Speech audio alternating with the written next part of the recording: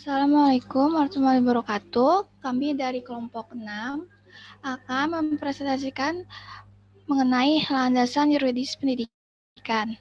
Perkenalkan, nama saya Syalsa Maswari Putri. Oke, saya Abida Rizky Fadila. Saya Dava Zahran Nofika. Perkenalkan, nama saya Siti Pervidita Raif Aisyah.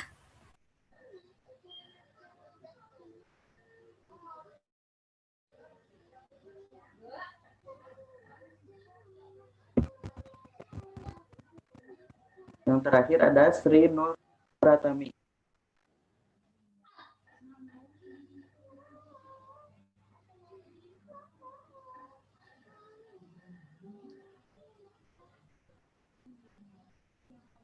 Pengertian landasan yuridis pendidikan.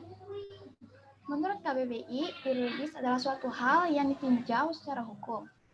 Dalam kamus hukum, yuridis berasal dari kata yuridis yang berarti menuruti hukum yang telah diakui oleh pemerintah. Jika dilanggar, maka yang melanggar akan dikenai sanksi ataupun teguran. Yuridis bersifat memaksa dan memikat. Memaksa yang berarti harus dihormati, dipatuhi oleh semua orang. Memikat yang berarti memikat semua orang di wilayah di mana hukum itu berlaku. Yuridis memiliki dua bentuk aturan, yaitu tulisan dan lisan. Tulisan berarti yang tertulis dalam undang-undang, dan lisan berarti yang terdapat dalam aturan hukum adat. Maka dapat dimaknai, landasan yuridis pendidikan adalah seperangkat konsep, dalil, aturan, hukum, berbasis nilai-nilai konstitusional yang menjadi titik tolak pelaksanaan sistem pendidikan nasional. Landasan yuridis pendidikan itu adalah UUD 1945 yang mengerucut pada UU Sisdiknas, Ketetapan MPR, Peraturan Pemerintah, Putusan Presiden, peraturan pelaksanaan lainnya seperti Peraturan dan Kebijakan Kementerian Pendidikan atau Peraturan dan Kebijakan Pemerintah Daerah.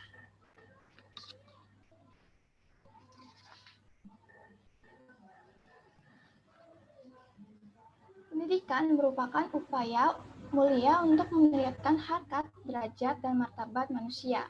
Untuk perkembangan pendidikan, landasan yuridis pendidikan dapat menjadi tolak ukur untuk praktik pendidikan dan pegangan tenaga pengajar dalam melakukan praktik pendidikannya.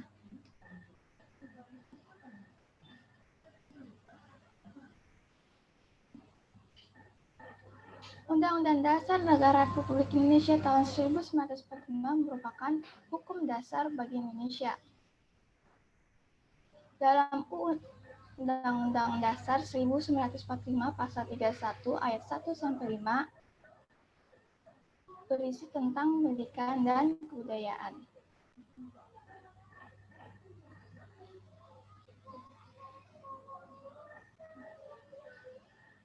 Dalam ayat 1 berbunyi, setiap warga negara berhak mendapatkan pendidikan. Pasal 2 berbunyi, setiap warga negara wajib mengikuti pendidikan dasar dan pemerintah wajib membiayainya. Seperti yang kita ketahui, setiap orang wajib sekolah selama 12 tahun. Yang pada ayat ketiga berbunyi, pemerintah mengusahakan dan menyelenggarakan satu sistem pendidikan nasional yang meningkatkan keimanan dan ketakwaan serta akhlak mulia dalam rangka mencerdaskan kehidupan bangsa yang diatur dengan undang-undang. Ayat keempat berbunyi, negara memprioritaskan anggaran pendidikan sekurang-kurangnya 20% dari anggaran pendidikan dan belanja negara serta dari anggaran pendapatan dan belanja daerah untuk memenuhi kebutuhan penyelenggaraan pendidikan nasional. Ayat kelima berbunyi, pemerintah memajukan ilmu pengetahuan dan teknologi dengan menunjukkan tinggi nilai-nilai agama dan persatuan bangsa untuk kemajuan peradaban serta kesejahteraan umat manusia.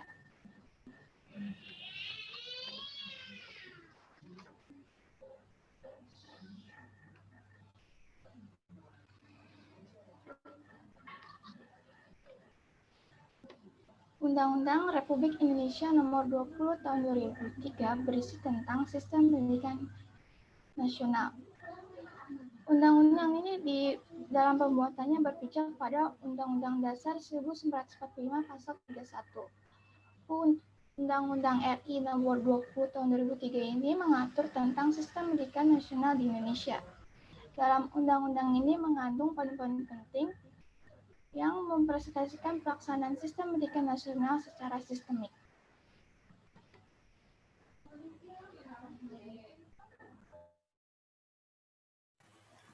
Adapun beberapa definisi pendidikan. 1. Definisi pendidikan. Pendidikan adalah usaha sadar dan terencana untuk mewujudkan suasana belajar dan proses pembelajaran agar peserta didik secara aktif mengembangkan potensi dirinya untuk memiliki kekuatan spiritual keagamaan, pengendalian diri, kepribadian, kecerdasan, akhlak mulia, serta keterampilan yang diperlukan dirinya, masyarakat, bangsa, dan negara. 2. Definisi pendidikan nasional. Pendidikan yang berdasarkan Pancasila dan Undang-Undang Dasar Negara Republik Indonesia tahun 1945 yang berakar pada nilai-nilai agama, kebudayaan nasional Indonesia dan tanggap terhadap tuntutan perubahan zaman. 3. Sistem pendidikan nasional keseluruhan komponen pendidikan yang saling terkait secara terpadu untuk mencapai tujuan pendidikan nasional.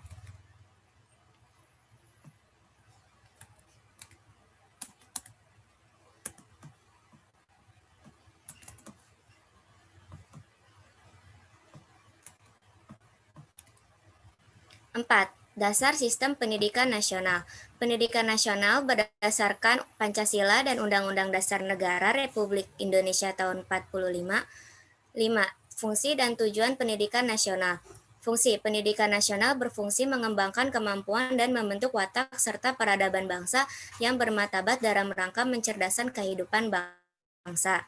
Tujuannya, berkembangnya potensi peserta didik agar menjadi manusia yang beriman, bertakwa kepada Tuhan, berakhlak mulia, sehat, berilmu, cakap, kreatif, mandiri, dan menjadi warga negara yang demokratis serta bertanggung jawab. 6. Visi dan misi. Terwujudnya sistem pendidikan sebagai peranata sosial yang kuat dan berwibawa. A. Mengupayakan perluasan dan pemerataan kesempatan memperoleh pendidikan yang bermutu bagi seluruh rakyat Indonesia. B. Membantu dan memfasilitasi pengembangan potensi anak bangsa secara utuh sejak usia dini. C. Meningkatkan kesiapan masukan dan kualitas proses pendidikan. D. Meningkatkan keprofesionalan dan akuntabilitas lembaga pendidikan sebagai pusat pembudayaan. E. Memperdayakan peran serta masyarakat dalam menyelenggarakan pendidikan berdasarkan prinsip otonomi dalam konteks Negara Kesatuan Republik Indonesia. 7. Prinsip penyelenggaraan pendidikan. Prinsipnya terdapat A. Pendidikan diselenggarakan secara demokratis dan berkeadilan.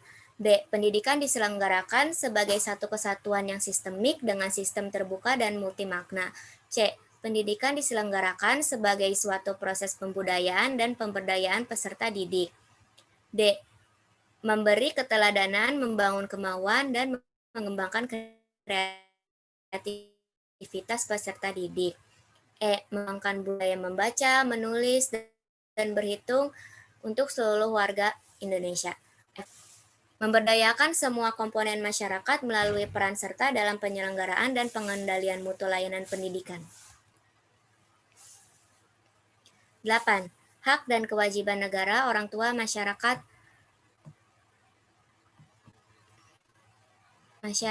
dan pemerintah. A. Warga negara. Tiap-tiap warga negara berhak mendapatkan pendidikan. B. Hak dan kewajiban orang tua. 1.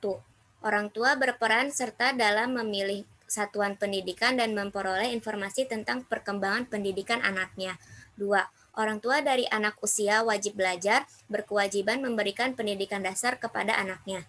C. Hak dan kewajiban masyarakat. D. Hak dan kewajiban pemerintah dan pemerintah daerah. 9. Peserta didik. Peserta didik adalah anggota masyarakat yang berusaha mengembangkan potensi diri melalui proses pembelajaran yang tersedia pada jalur, jenjang, dan jenis pendidikan tertentu. 10. Bahasa pengantar. terdapat pada dalam pasal 33 Undang-Undang Republik Indonesia tahun 20 tahun 2003. 11. Wajib belajar terdapat pada pasal 34 URI tahun 2003. 12. Pendidik dan tenaga kependidikan. Pendidik dan tenaga kependidikan. Pendidik adalah tenaga kependidikan yang berkualifikasi sebagai guru, dosen, konselor, pamong belajar, widyaswara, tutor, instruktur, fasilitator, dan sebutan lain yang sesuai dengan kekhususannya, serta berpartisipasi dalam penyelenggaraan pendidikan.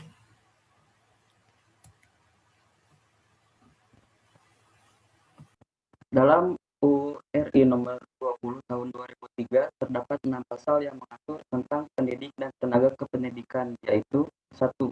Pasal 39 tugas pendidik dan tenaga kependidikan. 2. Pasal 40 hak dan kewajiban pendidik dan tenaga kependidikan. 3. Pasal 41 jangkauan pendidik dan tenaga kependidikan. 4. Pasal 42 kualifikasi pendidikan pendidik.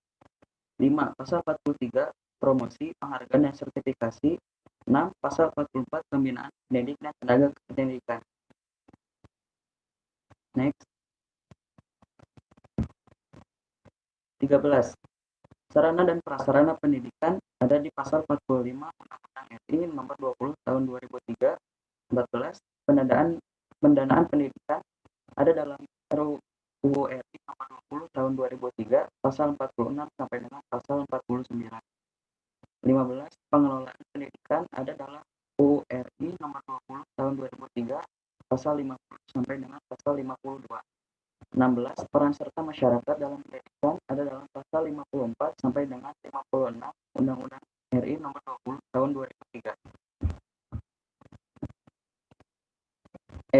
Peraturan Pemerintah RI nomor 19 tahun 2005, nomor 32 tahun 2013 dan nomor 13 tahun 2015 tentang Standar Nasional Pendidikan. Standar Nasional Pendidikan adalah kriteria minimal tentang sistem pendidikan di seluruh wilayah hukum Negara Kesatuan Republik Indonesia. PP RI nomor 19 tahun 2005 sampai saat ini telah mengalami 2 kali perubahan, yaitu pada PP RI nomor 32 tahun 2013 dan PP RI nomor 13 tahun 2015. Rasional perubahan tersebut adalah bahwa standar nasional pendidikan perlu diselaraskan dengan dinamika perkembangan masyarakat lokal, nasional, dan global guna mewujudkan fungsi dan tujuan pendidikan nasional. Standar nasional pendidikan meliputi beberapa aspek, yaitu A. Standar isi ada dalam pasal 5, B. Standar proses ada dalam pasal 19, C. Standar kompetensi lulusan ada dalam pasal 25 sampai dengan pasal 27. Next. Standar sarana dan prasarana pendidikan.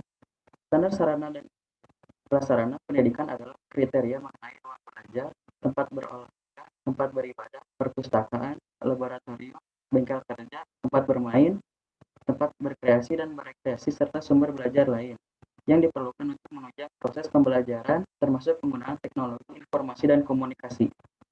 F. Standar pengelolaan. Standar pengelolaan adalah kriteria mengenai perencanaan, pelaksanaan, dan pengawasan kegiatan pendidikan pada tingkat satuan pendidikan, kabupaten atau kota, provinsi atau nasional, agar tercapai efisiensi dan efektivitas penyelenggaraan pendidikan. Next. F. Kebijakan Kementerian Pendidikan dan Kebudayaan tentang program guru pembelajaran. Program ini merupakan langkah strategis dalam respon rendahnya hasil uji kompetensi guru atau UKG tahun 2015 yang hanya mencapai nilai rata-rata 55.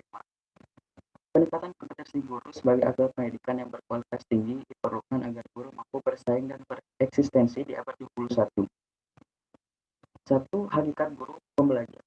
Pentingnya peranan guru dan pendidikan diamanatkan dalam Undang-Undang RI nomor 14 tahun 2005 tentang guru dan dosen yang mengamanatkan adanya pembinaan dan pengembangan profesi guru sebagai aktualisasi dan profesi pendidik.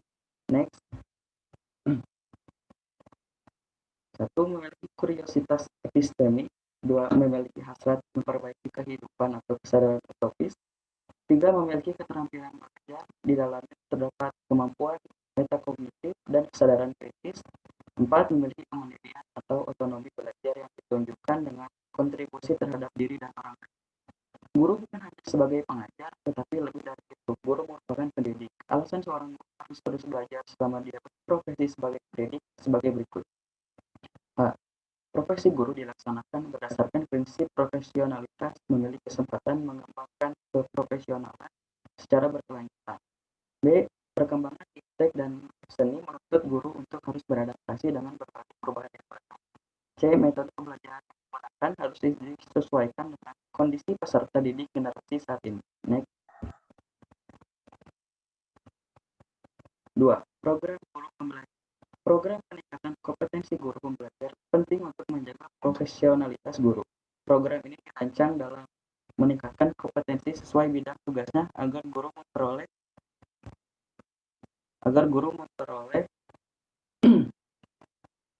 menjaga kualitas guru. Program ini dirancang meningkatkan kompetensi sesuai bidang tugasnya agar guru memperoleh pengetahuan, keterampilan, dan meningkatkan sikap perilaku yang dibutuhkan untuk melaksanakan pekerjaan dengan baik sesuai tanggung jawab.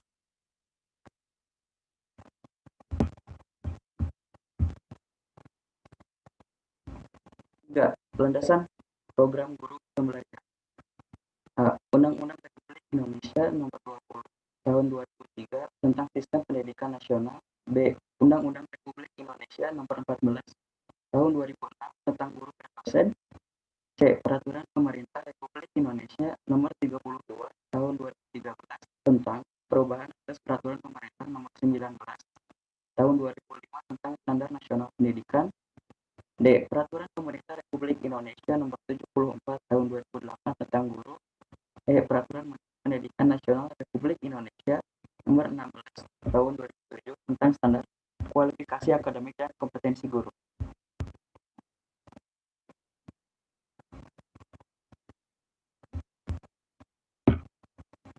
Empat, tujuan program guru pembelajar. Program peningkatan kompetensi guru pembelajar bertujuan agar peserta A. menguasai kompetensi pedagogik dan profesional sesuai dengan modul yang dipelajari. B. memiliki performa sebagai pendidik dan pemimpin bagi peserta didiknya. C. menjadi contoh tentang ketangguhan, optimisme, dan keceriaan bagi peserta didiknya. D. memiliki kemauan untuk terus belajar, mengembangkan potensi dirinya. 5. Skenario program peningkatan kompetensi guru pembelajar. 1. Program guru pembelajar dimulai dari upaya penyadaran mengenai peran guru sebagai pembelajar. Dengan begitu diharapkan adanya perubahan sikap sebagai guru pembelajar. 2. Penguasaan kompetensi profesional melalui diskusi, forum, penugasan, dan kerja praktik. Indikatornya, guru menguasai konsep, prinsip, dan prosedur disiplin ilmu yang mendukung mapel yang diampu.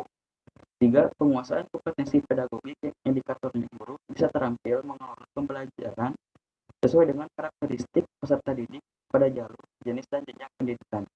Muara akhir program ini adalah peningkatan kinerja dan kompetensi guru. Next.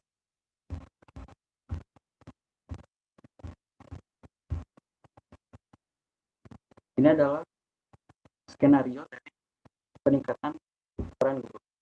Pertama, penyadaran mengenai peran guru sebagai pembelajar, kemudian penguasaan kompetensi profesional, lalu penguasaan kompetensi pedagogik, dan yang terakhir peningkatan kinerja dan kompetensi guru. G. Kebijakan Kementerian Pendidikan dan Kebudayaan tentang penguatan pendidikan karakter atau PPK.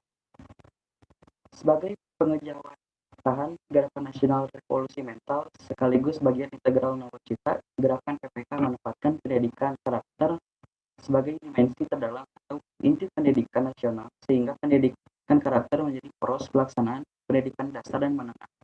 Dalam hubungan ini, pengintegrasian dapat berupa pemanduan kegiatan kelas, luar kelas di sekolah, dan luar sekolah, pemanduan kegiatan ekstrakurikuler, kokurikuler, dan intrakurikuler, pelibatan secara serempak warga sekolah, keluarga, dan masyarakat. Next. Penguatan pendidikan karakter merujuk pada nilai 5 utama yang meliputi 1. Religius, 2. Nasionalis, 3. Mandiri, 4. Gotong royong, 5. Integritas. Kelima nilai utama tersebut sebagai berikut.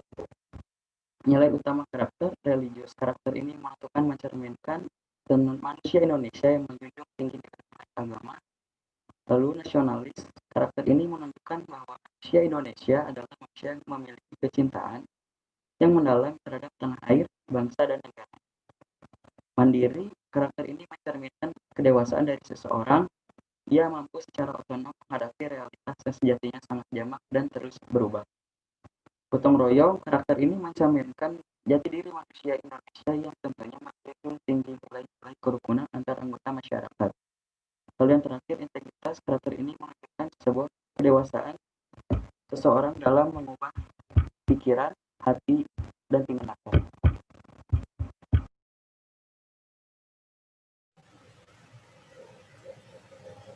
Tujuan PPK. A. Mengembangkan platform pendidikan nasional yang meletakkan makna dan nilai karakter sebagai jiwa atau generator utama penyelenggaraan pendidikan. Kedua, membangun dan membekali generasi emas Indonesia 2045 menghadapi dinamika perubahan di masa depan dan keterampilan abad 21. C. Mengembalikan pendidikan karakter sebagai ruh dan fondasi pendidikan melalui harmonisasi oleh hati, etik, dan spiritual, oleh rasa, estetik, oleh pikir, literasi, dan numerasi, dan olahraga melalui kinestik. D. Merevitalisasi dan memperkuat kapasitas ekosistem pendidikan, kepala sekolah, guru, siswa, pengawas, dan komunitas sekolah untuk mendukung perluasan implementasi pendidikan karakter. Next.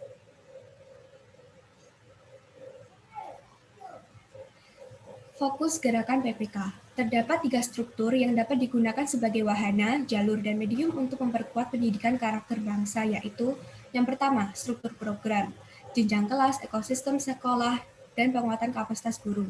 Kedua, struktur kurikulum, kegiatan pembentukan karakter yang terintegrasi dalam pembelajaran atau intrakurikuler, kokurikuler, dan ekstrakurikuler. Struktur kegiatan, berbagai program dan kegiatan yang mampu mensinergikan 4 dimensi pengolahan dari Ki Hajar Dewantara. 4. Implementasi gerakan PPK. PPK berbasis kelas, PPK berbasis sekolah, dan PPK berbasis masyarakat. Kebijakan Kemendikbud tentang Program Gerakan Literasi Nasional atau GLN. Demi menyukseskan pembangunan Indonesia di abad ke-21, menjadi keharusan bagi masyarakat Indonesia untuk menguasai 6 literasi dasar, yaitu literasi bahasa, literasi numerasi, literasi sains, literasi digital, literasi finansial, dan literasi budaya dan kewarganegaraan. GLN merupakan upaya untuk mensinergikan semua potensi serta memperluas keterlibatan publik dalam pengembangan budaya literasi. GLN harus dilaksanakan secara masif, baik dalam lingkungan keluarga, sekolah, maupun masyarakat. Tujuan GLN untuk menumbuhkan kembangkan budaya literasi pada ekosistem pendidikan mulai dari keluarga, sekolah, dan masyarakat dalam rangka pembelajaran sepanjang hayat sebagai upaya untuk meningkatkan kualitas hidup. Dimensi literasi melalui literasi baca dan tulis, literasi numerasi, literasi sains, literasi digital, literasi finansial, dan literasi budaya dan kewarganegaraan. Gerakan literasi sekolah melalui kegiatan kurikuler, kokurikuler, dan ekstrakurikuler. Gerakan literasi keluarga melalui penyediaan bahan bacaan keluarga, kegiatan literasi bersama keluarga. Gerakan literasi masyarakat melalui penyediaan bahan bacaan di ruang publik, perluasan akses terhadap sumber belajar, dan perluasan keterlibatan publik dalam berbagai bentuk kegiatan literasi. Strategi GLN melalui penguatan kapasitas fasilitator dalam ranah keluarga, melalui orang tua serta anggota keluarga. Dalam ranah sekolah, kepala sekolah, guru, tenaga kependidikan, pengawas, serta komite sekolah. Dalam ranah masyarakat, seperti pegiat literasi, pengelola taman bacaan, atau perpustakaan publik. B. Peningkatan jumlah dan ragam sumber belajar bermutu. Sumber belajar yang kaya dan beragam memberikan keleluasaan bagi pelaku literasi untuk mengakses, memanfaatkan, dan mengembangkan kegiatan literasi. C. Perluasan akses terhadap sumber belajar dan cakupan peserta belajar, layanan taman baca, dan pokok baca memudahkan akses terhadap sumber belajar.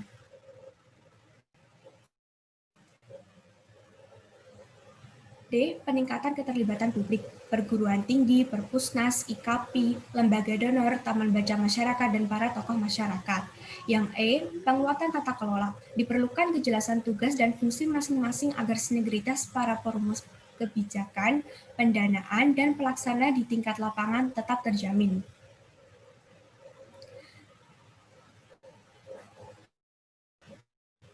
Terima kasih. Terima kasih atas perhatiannya. Sekian dari kami. Sekian dari kami, kelompok 6 yang membahas landasan yuridis pendidikan. Atas perhatian Bapak, terima kasih.